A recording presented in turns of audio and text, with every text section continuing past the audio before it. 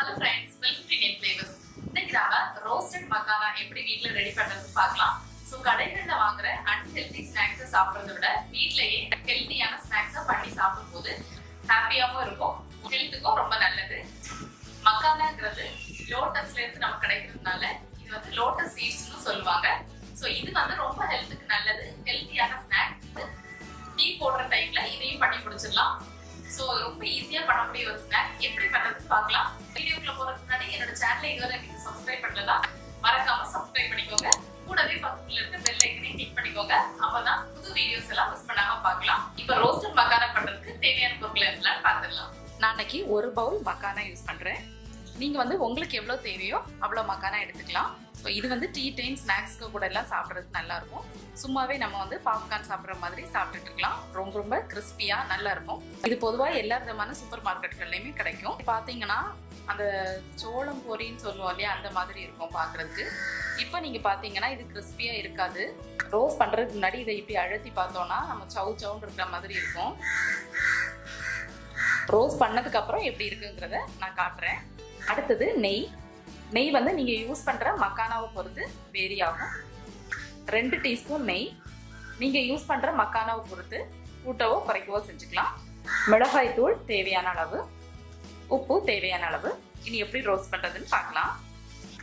First மக்கானாவை roast பண்றதுக்கு ஒரு பேனை ஹீட் பண்ணிக்கோங்க.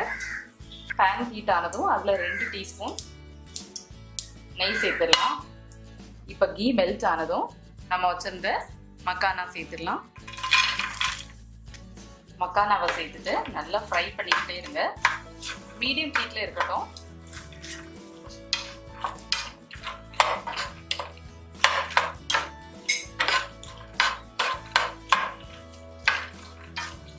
நீங்க வந்து இதை எண்ணெய் யூஸ் பண்ணி கூட பண்ணலாம். நான் எண்ணெயிலையும் ஃப்ரை பண்ணியிருக்கேன், அதுவும் வந்து நல்ல டேஸ்டா இருக்கும். எண்ணெய் யூஸ் பண்றதா இருந்தா தேங்காய் எண்ணெய் யூஸ் பண்ணுங்க, நல்ல வாசனையோட நல்ல டேஸ்டாவும் இருக்கும். நம்ம 2 டீஸ்பூன் நெய் சேர்த்தோம். அது எல்லாத்தையுமே மக்கானா வந்து எடுத்துருச்சு. ரொம்ப ட்ரையா இருக்கிற மாதிரி இருக்கு. நம்ம எவ்வளவு நெய் சேர்த்தாலும் இது வந்து எடுத்துக்கும். அதுக்காக ரொம்ப ஓவரா நெய்யும் சேர்க்க வேண்டாம், அளவா சேர்த்தா போதும்.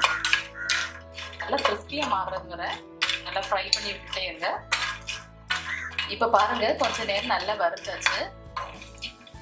இதுல ஒண்ணு எடுத்து செக் பண்ணி பார்க்கலாம் நம்ம. இப்ப இத உடைச்சு பாருங்க. உடைச்சு பார்த்தீங்கன்னா இந்த மாதிரி நல்லா பொடிஞ்சு வந்ததுன்னா இது நல்லா ரெடி ஆயிடுச்சுன்னு அர்த்தம். அல்லது ஒன்று எடுத்து சாப்பிட்டு பாருங்க, நல்லா கிறிஸ்பியா இருக்கும். இப்போ இது நல்லா கிறிஸ்பியா இருக்கு, ரெடி ஆயிடுச்சு. இதில் தேவையான அளவு உப்பு சேர்த்துக்கலாம். உப்பு லேசாக தூவி விடுங்க.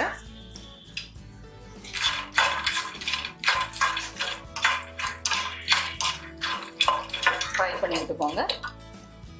கூடவே மிளகாய் தூளா சேர்த்துடலாம். நான் இன்னைக்கு மிளகாய் தூள் யூஸ் பண்றேன். நீங்க வந்து இதுக்கு பதிலாக பெப்பர் ஃப்ளேவர் உங்களுக்கு பிடிக்கும்னா பெப்பர் பவுடர் கூட யூஸ் பண்ணிக்கலாம். மிளகு தூளும் உப்பு ஆட் பண்ணிட்டு ஸ்டவ் ஆஃப் பண்ணிடுங்க. ஆஃப் பண்ணிட்டு அதுக்கப்புறமா மிக்ஸ் பண்ணி விட்டுக்கோங்க.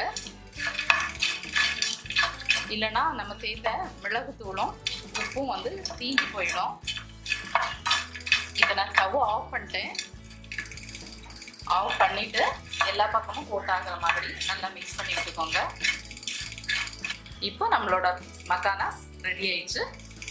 ஸோ ஃப்ரெண்ட்ஸ், நம்மளோட 1 மினிட் ஸ்நாக் சூப்பராக ரெடி ஆயிடுச்சு. டீக்கு கூட சாப்பிட்றதுக்கு ரொம்ப ஸ்பைஸியாக நல்ல டேஸ்டாக இருக்கும். நல்ல மொறுமொறுப்பா நல்ல கிறிஸ்பியாக சூப்பராக இருக்கும். குழந்தைங்களும் விரும்பி சாப்பிடுவாங்க. என்னோட குழந்தைங்களோட ஃபேவரட் ஸ்நாக் இது.